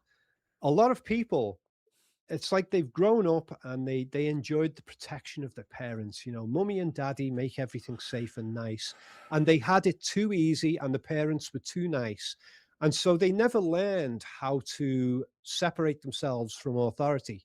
Mhm. And as they get older, they're always seeking out a replacement for the protective parents. That replacement can be a political party, a religion, a street gang. It can be anything, any sort of grouping where there's authority that offers protection. You know, Mhm. um, and when people have that mentality, where they're terrified of standing on their own and not having somebody else to guide them and protect them, those people will deny reality and will cling on to a particular authority, and they will say, this is the authority that is going to look after me. And it can be Trump, it can be Obama, it can be anybody or anything, but that is the core problem, is they've never learned how to separate themselves from the parent. It's like they're still kids wanting the parent there. Well, that was my Parental big authority thing. dependency syndrome. The acronym for that is PADS, PADS. Again, you know, I mean, go watch my rants, especially like before they were locking it down and then in. No one's my daddy. Don't act like Yeah, you're not my mom. You're not my dad. And even then, I moved out when I was a teenager. You know what I yeah, mean? I was, and my brother often talks about that. That maybe that's why we don't go along with these things, because we did rebel quite a bit and did have a rougher upbringing, and people have had it for too good for too long. But the question I wanted to ask you before we wrap, you know, when we're talking about these kind of, I guess, mind control programs, and we are talking about psychology, you know, especially in the 90s, regressive hypnosis and these found memories came out, right? And I think a lot of them are untrue. yeah. But at the same time, I look at that in reverse, and then the ability to implant false memories into people Mm. and have them recite them as if they were real. Um, my guess is that a lot of these programs that they were running, that was where they were the most successful at. So not That could be the case, necessarily, yeah. yeah, you know, not necessarily being able to tell someone to do something or cue them to go do it and then they totally forget it or they take themselves out. Who knows? Maybe that's real Yeah, and maybe they've been able to do that. But yeah, certainly, you know, I've often pondered, you know, the NASA astronauts. You know, I just watched Charles. Man, I'm forgetting his last name, but one of the last guys to go on the moon, and he had a 4 hour debate with Bart Sibrel. The funny yeah. thing happened on the way to the moon guy, and he just kept repeating the same thing over and over again. Like, you know, it's like it's a remembered thing, and this is my response. I mean, the other thing is I see that reflected in the media and in real life, like you were talking about. You know, the people that say these things and cling on to them, they have a certain script and it is embedded in their brain. Yeah. What are your thoughts on that? The kind of regression hypnosis. What can you really get out of it from like recovered memories? And how susceptible do you think people are to ingrained memories that are just not real at all? Yeah. Okay. Well, straight up on the second one I'll mention about first is the implanting false memories. That happens all the time. Oh, by the way, just because it's gone so dark in here, I'm just going to turn this lamp around. All right, you got it. Yes, sir. There we go. We got a little bit more light there. I could mess around with the settings on here, but it's probably going to cause it to No, go yeah, off, you're so I'm good. not You're going good, to do brother. that.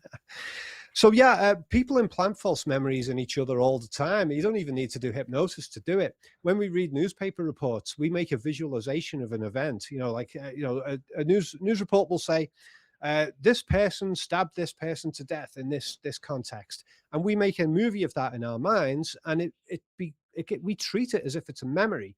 What the real memory is, just we saw some ink on a page that said some words. So I mean, you can persuade somebody to go out and attack somebody else by, if you say, oh, this person did this horrible thing to someone who you love, and you really make it persuasive, you can persuade that person to go and attack that person. So this kind of thing happens all the time, both by intention and unintention. A lot of the things that we think of as memories are just things that we've imagined and have become part of our narrative in life. So, yeah, that kind of manipulation can go on. Um, as for the regression thing and recovering memories, Yeah, that can be pretty powerful. I did have one incredible experience of that when I was learning hypnosis stuff. I was going to hypnosis practice groups, and we would experiment on each other. And that's where I got some of the skills from, was doing that stuff. And we had a group on phobias, and the idea was that kind of like there's probably some sort of an early trauma memory that caused your phobia, and if you can uncover that memory, bring it into consciousness, then you can sort of analyze it and figure it out and reassess the memory, and your phobia can fade away. And this guy did a hypnosis thing on me. I volunteered. I said, do me. I had a phobia of spiders that was really bad, and so he put me into a very mild trance, and I understood what he was saying. I could remember a lot of what he was said. It was only a mild trance, but he basically told me that over the next couple of weeks, when you're asleep and you're dreaming, I want you to explore this issue in your dreams, and within the next couple of weeks, I want you to find a way to recover that memory and present it in a dream, so that you can wake up in the morning and remember what the dream was, what the experience was that caused this phobia of spiders. All right. And I was a bit sort of skeptical about this. I was like, and it was almost two weeks later to the night that I had this horrific nightmare. And in the nightmare, I was laying on the floor in the living room of my mother's house. She'd remarried at that point.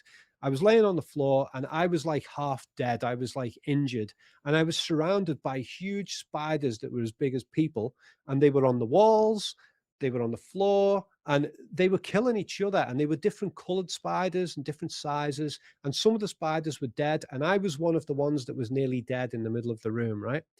And up in the corner, my dad's face was looking down and laughing at me, right? I woke up drenched in sweat, right? I went and had a shower, and I was like, what the hell was that about? And then I got back in bed, and then the memory hit me. The real memory hit me. When I was a kid, um, my dad had he had a my dad was a bit messed up in some ways, Okay. He'd had a horrible upbringing himself, Mhm. so sometimes he was not appropriate with things. And when I was about like 6 years old, he'd got this big glass bowl, and he said, "Let's do a little experiment." And he went around the house, pulling the carpets up, and he got all these spiders from around the house, put them in the bowl, put them on the kitchen table, and we watched them fight and kill each other. About 20 spiders, right? And in the dream, I was in the fucking bowl Uh-huh. with my dad looking down at me. Oh god. Now, the question That's so is, did that cause you to not have fear of spiders afterwards? it helped me solve it, yeah. Oh, Yeah. wow. Because I was able to go back to the memory and use, like, the NLP stuff and the hypnosis stuff to change the way I remember that memory. Mhm. For one thing, you shift yourself to a third person position. So whenever I think of that memory now, I automatically shift to a position of watching myself in the memory from a different position, which is far less traumatic, you know? Mhm. Just that alone, and I would change the memory to black and white, and I would shrink the mental screen that it's on, so I'm watching the memory on a distant screen in my mind in black and white. Maybe put some like calm music over it to make it feel a bit less painful and stuff. And yeah, just doing little tricks like that, I was able to change the memory. And there was some other things that had gone on over the years after that that reinforced my phobia of spiders, and I dealt with those as well, because remembering that one allowed me to then remember the other ones as well. So I went through them all, and yeah, my phobia of spiders pretty much gone Huh. after that. I mean, I don't love spiders. If a big spider's running on me, I'll jump like anybody else does. But if there's a spider in the room and it's over there and it's on the wall, I can just be like, oh, I'm gonna get on with my work. I had a It's tarantula a as a pet for a short period of time. I used to let it climb around. Yeah, that's how weird I mean, I was the kid also grabbed like my dad would have us grab snakes when we were younger. So there was bugs, all that. I mean, I lived in ghetto apartments, man. We had bats in my apartment one time. They had to come. That was maybe the most traumatic is watching the bats. They were hanging on the the window panes and them like getting stabbed while they were asleep. That maybe Yeah, Rob yeah. Ager. So What a yeah, I mean conversation. that's an example of how powerful regression with hypnosis, to pull out lost memories, because I think that needed to come out in a dream because it was a memory that was so stressful and repressed that it's like my conscious mind didn't want to deal with it. So in the dreams, my brain found a way of taking that memory and presenting it to me, not just in terms of the memory itself, but when I was having the experience of watching the spiders in the bowl, what was stressful was me imagining being in the fucking bowl with the spiders. Yeah, Hmm. that was the trauma. The actual memory wasn't the real trauma. It was what I was imagining when I was watching what was going on in the bowl, and that's what came out in the dream. So yeah, I mean, the recovering of memories can be very powerful, but at the same time, um, there can be a mistake that is made where you can put someone in hypnosis, have them imagine something that didn't happen, and persuade them that it's a real memory. That can happen as well. There's a funny thing about the whole hypnosis. It's for a lot of people who've got severe mental health problems actually do believe in mind control in various ways. Um, I've met people in mental health who believe that they were hypnotized again and again and again when they were younger, and they're able to twist the narrative of their lives in whatever direction they wish, just based upon creating fake memories and saying, "Oh, that was something that um, I'd experienced and was hypnotized not to remember." And that becomes a sort of artificial memory generator in their mind, and then they just go off into an insane disconnection from reality with that, where they're just creating tons and tons of fake memories from it. I've come across that, and it's a really tough one to overcome. Yeah, so I don't know if that answers your question or not. I mean, it's probably as close as we're gonna get. I mean, for me, I look at some of them, like I don't know how familiar you are with the Franklin scandal and the case there. There was two different books. There was the Franklin cover up, which was got by a guy named John DeCamp, who was a lawyer and state senator and had represented these young people that, again, you would have thought it just couldn't have happened. It was a pedophilia ring of high level politicians. It was led by this guy named Lawrence King, not that Larry King, but very involved in the Republican Party. And DeCamp himself was an ex military guy, I think, that ran psychological operations in Vietnam. Yeah, So I had always taken it with a pretty big grain of salt, that book. But at the same time, I remember there was one part of it that like I literally almost vomited. And I had to put the book down. It was very like it was you talk about how you visualize things while you're reading them. yeah. Nick Bryant, the guy who actually got the Epstein Black Book published and the flight logs published in Gawker all those years ago, he did a follow up on it back when John DeCamp was alive.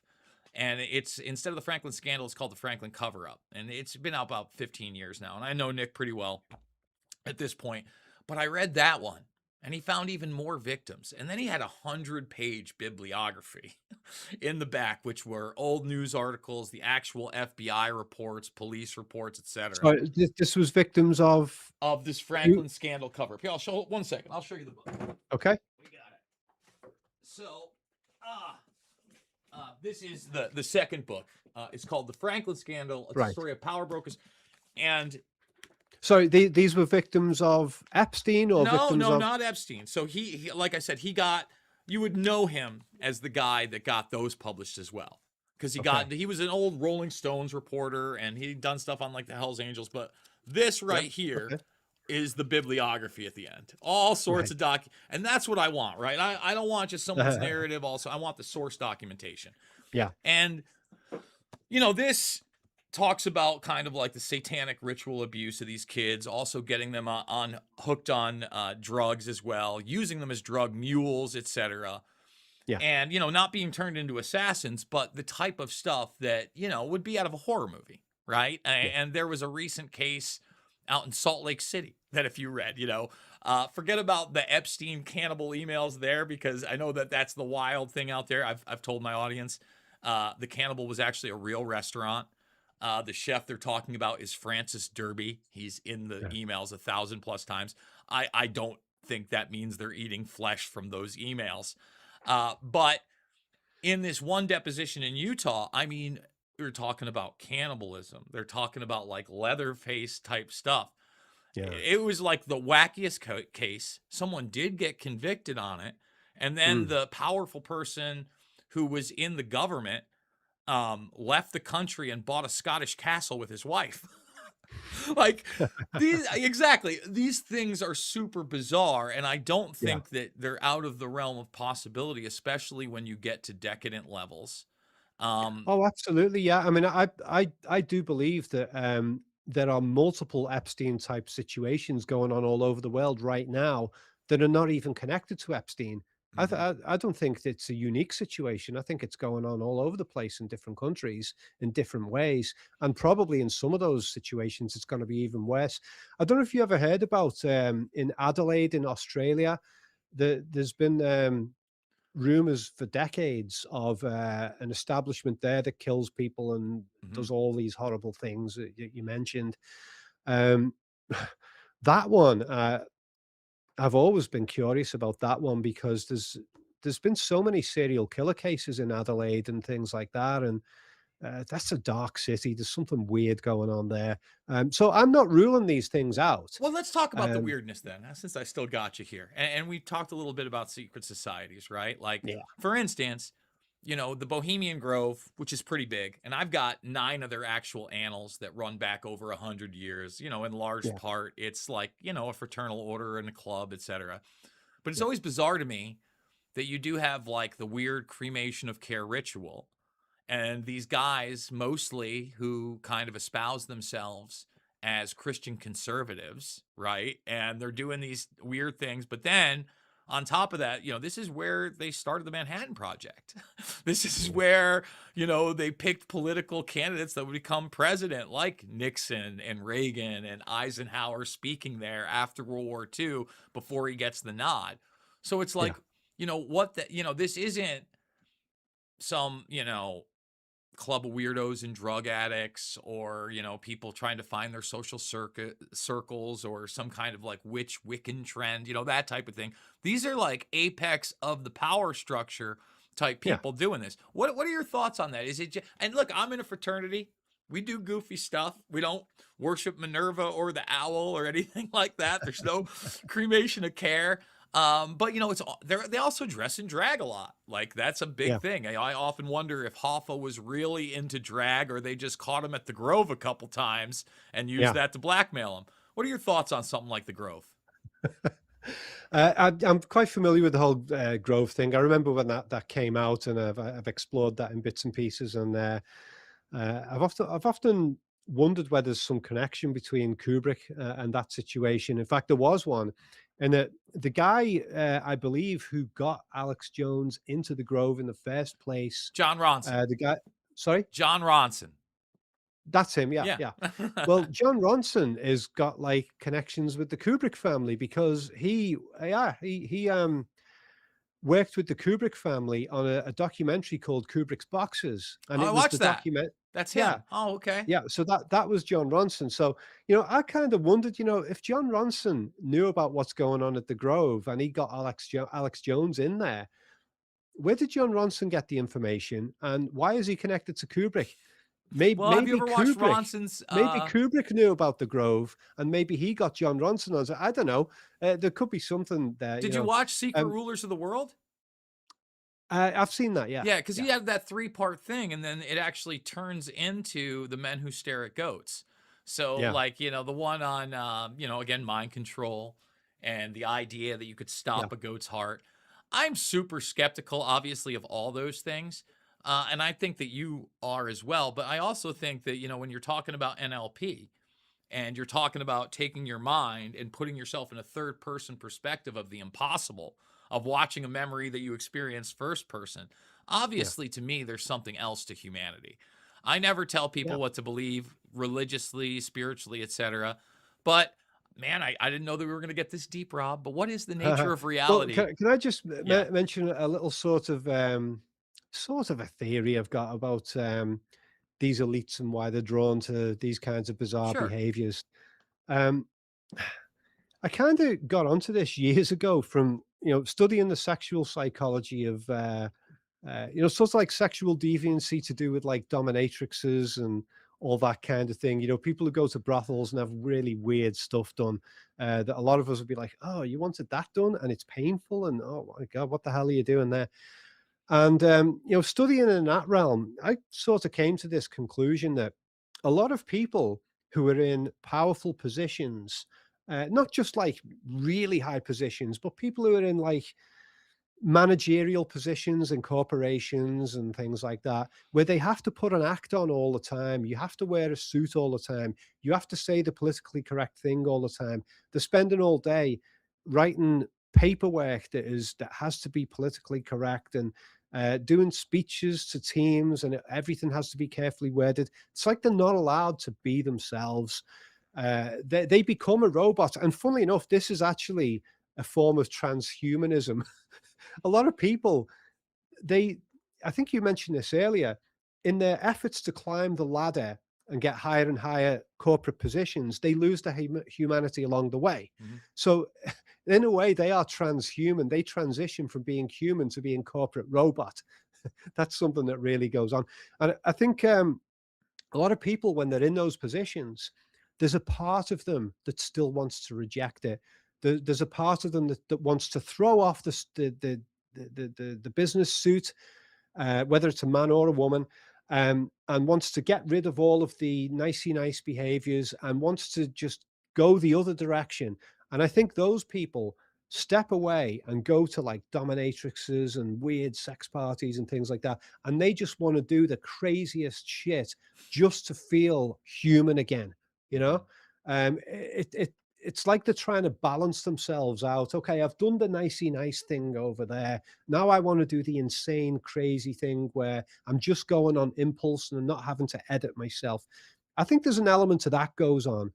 And I think some of these secret societies probably operate with some of that going on as well. Like you get the Scientology, a lot of rich people were drawn into that, you know, Mhm. people like Tom Cruise. And it's kind of like, I get the impression that a lot of them are kind of bored. I've got loads of money.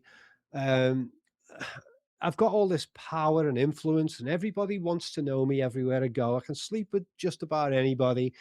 I'm bored. What's the next thing that will give me some excitement? Oh, Scientology. Oh, they got some wacky ideas there, and then suddenly they feel alive again.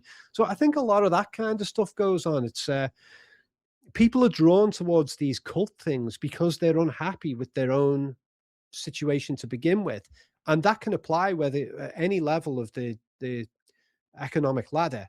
I Mhm. think a lot of super rich people are extremely miserable, feel unhappy, and have got no real purpose. And I think a lot of them have got really low self-esteems as well because they know deep down how fake they've had to be for years to get to where they are, and they're carrying on being fake. And they probably thought one day I'll get up there and I'll become so high up the ladder that I won't need to fake anymore. I'll be allowed to be myself, and it never ever happened. Mhm. I think there's a big sort of thing going on with that. Yeah. There's a microcosm of that I often talk about with the Robin Williams story. You kind of talked about the boredom and stuff like this. And I don't know what you know about, Robin Williams and how he was found. But to me, the I don't know evidence, anything about it. Well, go on. How yeah, did he die? I don't know nothing about well, this. well, everybody thinks suicide is the official version, right? Yeah. But he was found with a belt around his neck in a door on a chair, leaning, and they delayed his autopsy, and he was stiffened in a seated position. Uh, and you can read the headline, and they asked his family if he was an autoerotic fan. Now, Right. obviously, autoerotic asphyxiation is not the way to go out, and especially when you're doing Mrs. Doubtfire and these type of movies. Yeah. Um, he also did a full movie called World's Greatest Dad, where the whole storyline is he catches his son doing autoerotic asphyxiation, and then the Right. next time he catches him, he dies. And Robin is just this English teacher that desperately wanted to be famous, and he happens to write a suicide note for his kid and hangs him up. He doesn't want his kid to be found that way either.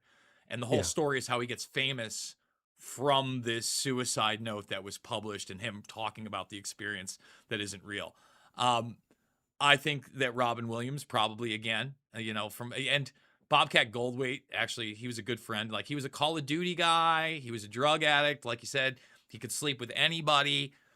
The people that get into these weird sexual things that me and you would think, like, why would you do this? The comedian, the saddest guy out there, he ends up dying that way. You know what I mean? Yeah. And sure, it's covered up, but that speaks to this idea that when you do have too much and things do get boring, you look for something else. And sometimes Yeah. it's in like the darkest, most nether regions of society. So Yeah. if you haven't looked at that one, there's a conspiracy theory for you. So, so let me get this straight. Yeah. You're saying that the conspiracy theory is that he killed himself in that way, or that he was killed in that way? Yeah, well, that he accidentally killed himself, as Oh, people okay. often do. Yeah. You know what I mean? Like, I don't know if you ever, I forget what the Steven Soderbergh movie is, but Yeah. Sex, Lies, and Videotape. Yeah. and no, there's another No. one later on with what is it? Who's a Pretty Woman?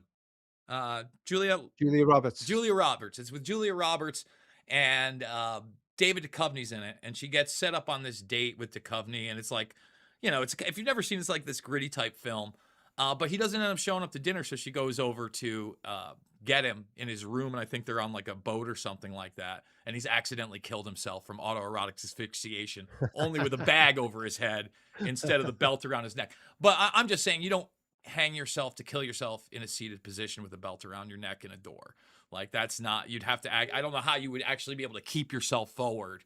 And again, they delayed the autopsy. You can read that. Hell, we could bring it Yeah. up right now.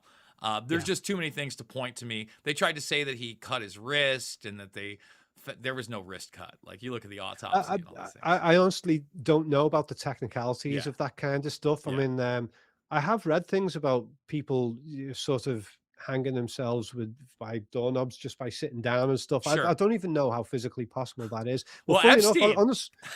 on the subject of as you were mentioning that one about Robin Williams, there, it reminded me of another situation which is similar, except this one is more of a conspiracy. It was I think it was David Carradine, the actor. Yeah. Oh, that's another one. I Yeah, watched but yeah, he was Yakuza, doing all of it.